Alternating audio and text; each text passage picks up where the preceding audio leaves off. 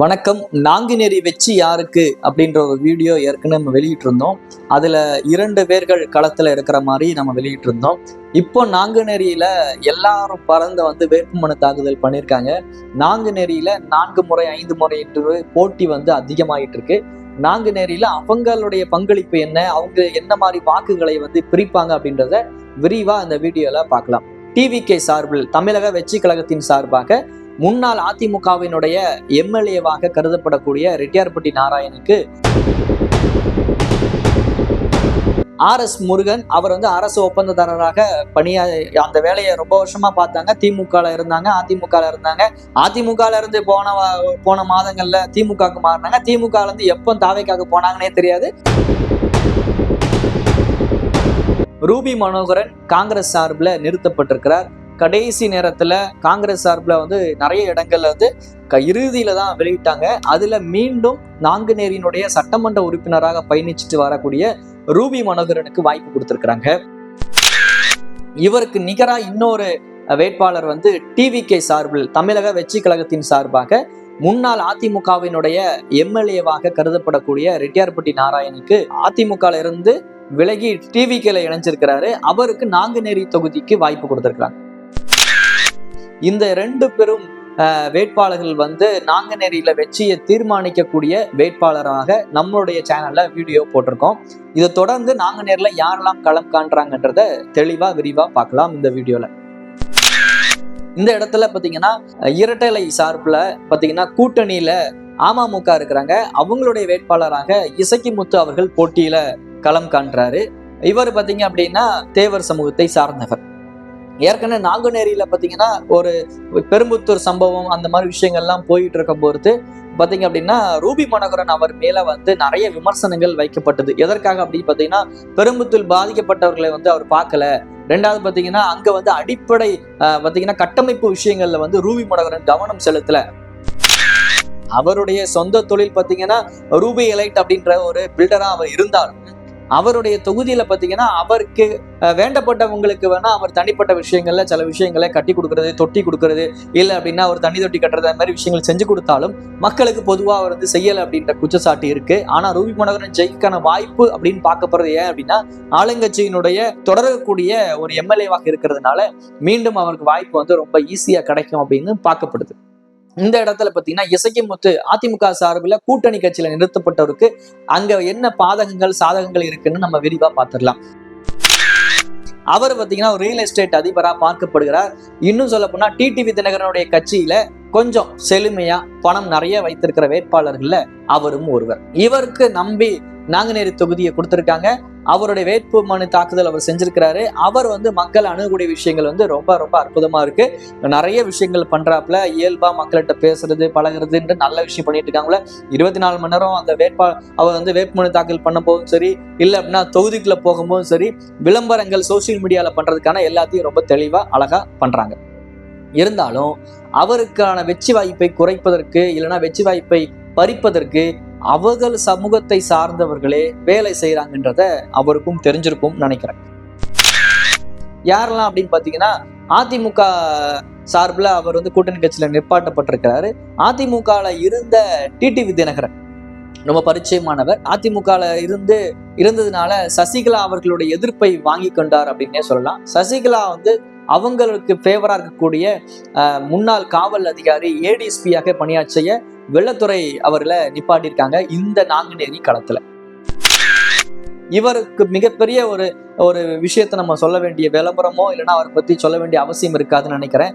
சந்தன கடத்தல் வீரப்பன் அவர்களை என்கவுண்டர் செய்த அந்த முக்கியமான ஆபரேஷன்ல இவர் தான் மிக மிக முக்கியமானவர். வெள்ளைத்துறை அப்படின்ற கூடிய ஏடிஎஸ்பியாக பணி நிறைவு பெற்றிருக்கிறார். இவர் பணியில் இருக்கும் பொழுதுமே அதிமுகல நம்ம ஃபேவரா இருப்பாங்க. அதுக்கப்புறம் பாத்தீங்கன்னா சசிகலா அவர்களுடைய நல்ல ஒரு உறவோடு அவங்களுடைய நல்ல பேச்சுவார்த்தையில இருக்கக்கூடிய ஒரு ஆள். ஏன் அப்படின்னா 2021 அவங்களுடைய துணைவியார் ராணி அவங்க கூடியவங்க கோயம்புத்தூர்ல ஒரு தனியார் கல்லூரியில தமிழ் பேராசிரியர் பணியாற்றிட்டு இருக்கும் போது அந்த வேலை வேண்டாம்னு விருப்பு மனு ஓய்வுல கொடுத்துட்டு அம்பாசமுத்திரம் தொகுதியில அமமுக சார்பில், அதாவது அந்த காலத்துல சசிகலா அவருடைய ஆதரவாக செயல்பட்டு அங்க களத்துல நின்னாங்க.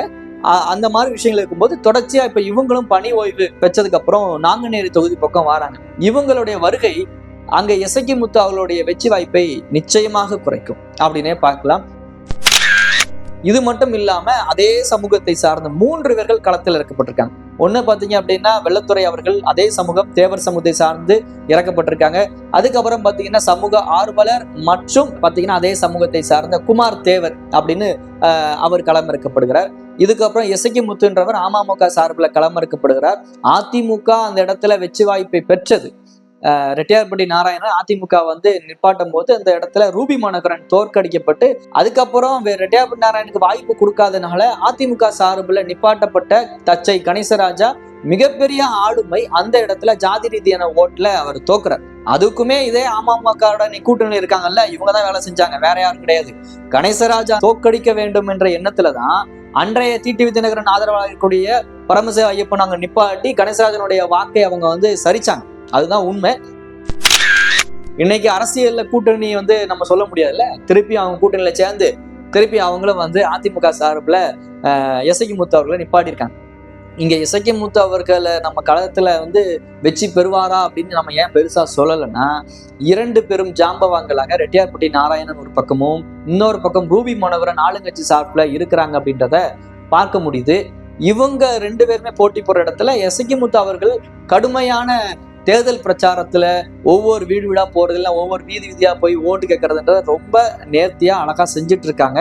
ஆனால் இவங்களுக்கு தெரியாமையே வெள்ளத்துறை அவர்களுடைய அவரும் தேர்தலில் வருவார்ல, அவரும் பிரச்சாரம் செய்வார். அப்ப ஒரே சமூகத்தை சார்ந்தவர்கள் ஓட்டை வந்து 4-3 பிரிக்கிற மாதிரி நாங்குநேரியில பிரிக்கிறாங்க. குமார் தேவர்ன்றவரை பார்த்தீங்கன்னா ஆல்ரெடி ஒரு சமூக ஆர்வலர், அவர் ஒரு எளிமையா எல்லாத்தையும் பழகக்கூடியவர், எல்லா சமூகத்தையும் பழகக்கூடியவர் என்ற மாதிரி எல்லா இடத்தையும் கல்யாண வீட்டுக்கு போறது இல்ல மாதிரி எல்லா விஷயங்களுமே ஒரு நல்ல பெயர் இருக்கு. ஆனாலும் அவருக்கான வாக்கு வங்கியும் அங்க வேலை செய்யும்ல. அப்படி வேலை செய்யும் போது நிச்சயமா வந்து இசக்கி முத்து அவர்களுக்கு அந்த இடத்துல வாக்கு குறையும்.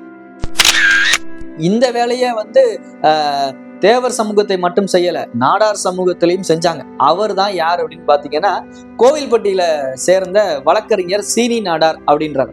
இவர் தொடர்ச்சியா கோவில்பட்டியில வந்து தனக்கான பெயரை வந்து அப்படியே ஒவ்வொரு தேர்தலையுமே இல்லைன்னா ஒவ்வொரு காலகட்டத்திலையுமே நாடார் சமூகம் சார்ந்த ஒவ்வொரு விஷயங்களையும் அவர் வந்து வெளிக்காட்டிட்டு இருக்காரு. இருந்தாலும் பெரும்புத்தூர் விஷயத்துல நேர்ல களத்துல போய் அங்க ஹாஸ்பிட்டல்ல இருக்கக்கூடியவங்களை பார்த்து அவங்களுக்கு ஆறுதல் சொல்றது, அப்புறம் களத்துல இருக்கிற மக்களை சந்திச்சு நியாயமா நம்ம வந்து பிள்ளைங்களை படிக்க வைங்க, அவங்க எல்லாரையுமே வந்து நீங்க கல்வியை கொடுங்க, ரவுடிசம் நமக்கு தேவையில்லாது, நம்ம சட்ட ரீதியா போராடணும்னு சொல்லி வழக்கறிஞர்னால அவரோட விஷயத்தை அங்க பதிவு செஞ்சு மக்களுடைய ஏகோபத்த ஆதரவையும் பெற்றிருந்தார்.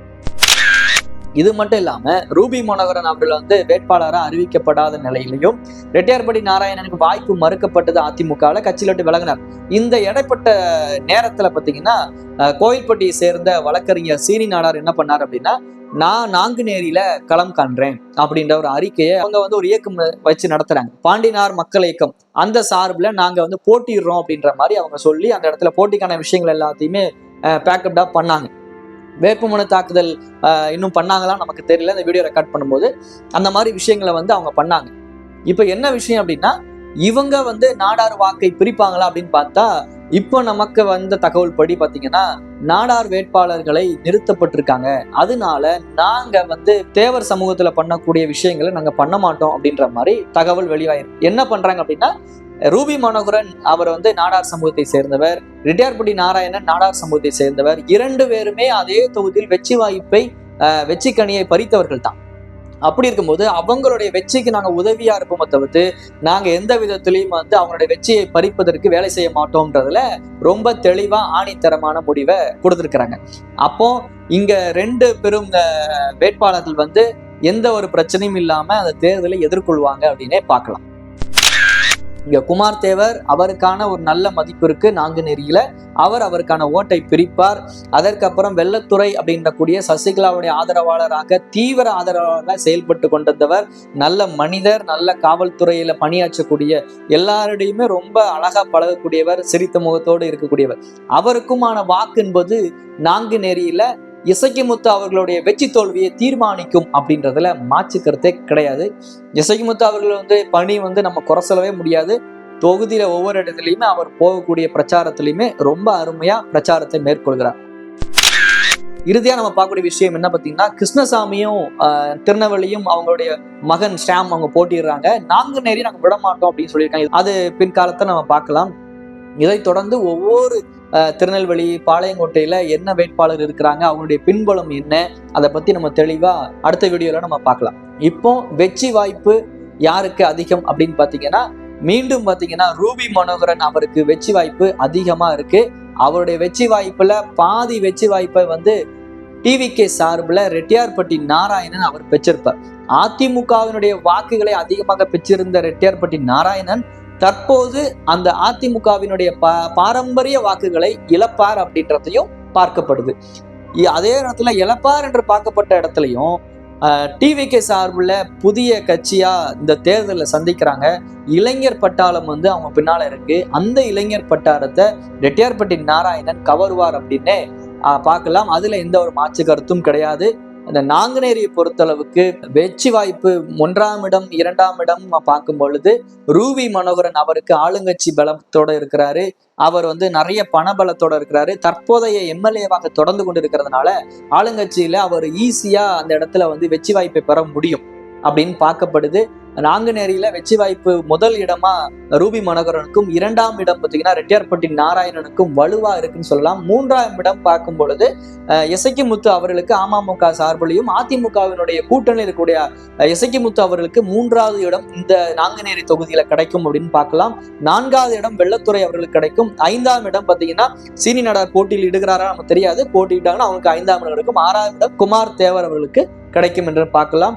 இன்னும் கள நிறவங்களை நம்ம அலசி ஆளாஞ்சு இன்னொரு வீடியோல விரிவா இதை பத்தி நம்ம பேசலாம். அடுத்த வீடியோல திருநெல்வேலி தொகுதியில போட்டியிடக்கூடிய தாவைக்கா சார்பில் போட்டியிடக்கூடிய RS முருகன் அவர் வந்து அரசு ஒப்பந்ததாரராக அந்த வேலையை ரொம்ப வருஷமா பார்த்தாங்க. திமுகல இருந்தாங்க, அதிமுகல இருந்தாங்க. அதிமுகல இருந்து போன மாதங்கள்ல திமுகவுக்கு மாறினாங்க. திமுகல இருந்து எப்போ தாவைக்காக்கு போனாங்கன்னே தெரியாது.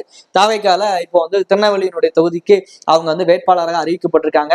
ஆக பெரும் ஆளுமையாக அதிமுகல இருக்கக்கூடிய மாவட்ட செயலாளர்ல ஒருத்தர் தான் தச்சை கணேசராஜா. அவர் வந்து நாங்குநேரி தொகுதியில தோற்கடிக்கப்பட்டாலும் மீண்டும் அவருக்கு திருநெல்வேலி தொகுதியை கொடுத்திருக்காங்க. அதுல 100% வெற்றி வாய்ப்பை வந்து பெறுவார் அப்படின்னு எல்லாராலும் பார்க்கப்படுது. அந்த விஷயங்கள் என்ன, நாம் தமிழர் கட்சி சார்பில் வந்து சத்யா அவர்கள் வந்து திருநெல்வேலி தொகுதியில போட்டிடுறாங்க. அவங்க போன முறை வந்து 80,000 வரைக்கும் ஓட்டுகள் பெற்று ஒரு அதிர்வை ஏற்படுத்துறாங்க. இந்த முறை அந்த அவங்களுடைய விஷயங்கள் எப்படி இருக்கும் அப்படின்னு நம்ம பார்க்கலாம். அடுத்த வீடியோல நிறைய விஷயங்களோட உங்களை சந்திக்கிறேன். நன்றி, வணக்கம்.